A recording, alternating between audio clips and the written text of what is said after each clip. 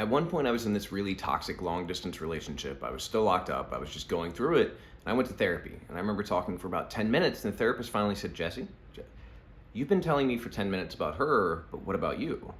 And I said, but no, like she did this. And And she said, Jesse, you can't control and you're not responsible for what she does. You're responsible for what you do. And that was one of the most important lessons that I learned. Somebody else told me a different way. They said it's this Chinese proverb that the master archer, when he misses, only looks to himself. In other words, we don't blame anyone else. We take responsibility for our role in everything. We take responsibility for not accommodating for other factors. And that was huge for me because for most of my life, I tried to make sure other people got what they needed or other people behaved a certain way. And then I felt resentful because my needs weren't met, because they didn't psychically understand what I needed and somehow meet my needs. And it was this realization that I am responsible for myself, and I'm responsible for a lot in interactions that I previously put off on other people. So if somebody acts in a crazy or abusive or manipulative or whatever way, I'm not responsible for that, but I am responsible for my reaction to that. So if somebody says something and I say something mean in return, or if I get into this codependent relationship and I'm taking care of them and then I'm resentful and then I say something mean because my needs aren't met, I'm responsible for all of that. I'm responsible for the decision to be in the relationship. I'm responsible for not meeting my needs. I'm responsible for the way I communicate. I'm responsible for my failure to set boundaries. This isn't about blame. Because I remember I talked to somebody and they said, oh, well, you're just blaming people in abusive relationships. No, I'm saying that a person has a responsibility to themselves. And I'm saying that it is a difficult thing and I've been trapped and I have felt that, but ultimately no one is going to free us but ourselves. No one is going to empower us and allow us to make decisions and allow us to choose the direction of our lives but ourselves. Because if we allow somebody else to do that, we're still in that same codependent place. We're still enmeshed and unhealthy.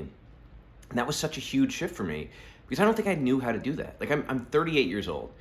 In many ways, I don't feel like I know who I am or what I want or where I'm going in the world. I'm just now discovering that because for the first time in my life, I feel like I'm standing on my own 2 feet. I'm exploring things. I'm talking to people. I'm getting to know the world. I'm getting to know what I even like and need and want. And it's shocking. It's kind of scary. Like I've allowed other people or other expectations to dictate, who I was or how I wanted to be. And in many ways, the counseling that I did or the mentoring I did or the work that I did was coming from a codependent place. Like I wanted other people to be okay. I wanted other people to be happy.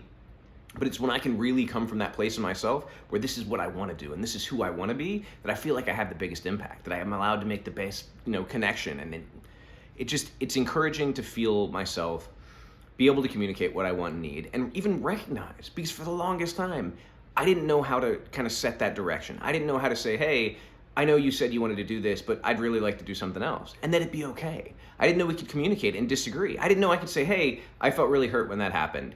And then that's it. We don't have to talk about it. We don't have to argue about it. I can just express how I felt because I'm not responsible for the other person's reaction. If that other person continues to do things, it's my responsibility to set that boundary. Like, hey, I'm not okay with being treated this way for that reason. Like, I'm not going to speak to you, or like, I'm only going to speak to you in this setting.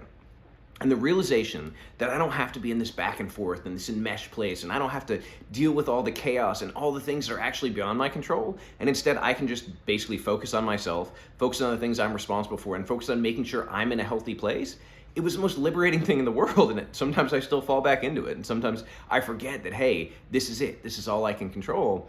But again, when I do that, when I work from that place of centeredness, work from that place of making sure that I'm in a good place, I'm able to have a greater impact on the world. I'm better connections, like more kind of meaningful work. I'm just grateful for it. I'm grateful for these realizations and all the weird places they came from, be they from prison and from therapists and from friends and from strange homeless sage. Whatever it was, it helped me become the person I am today, and I'm really happy with that person for the first time in my life.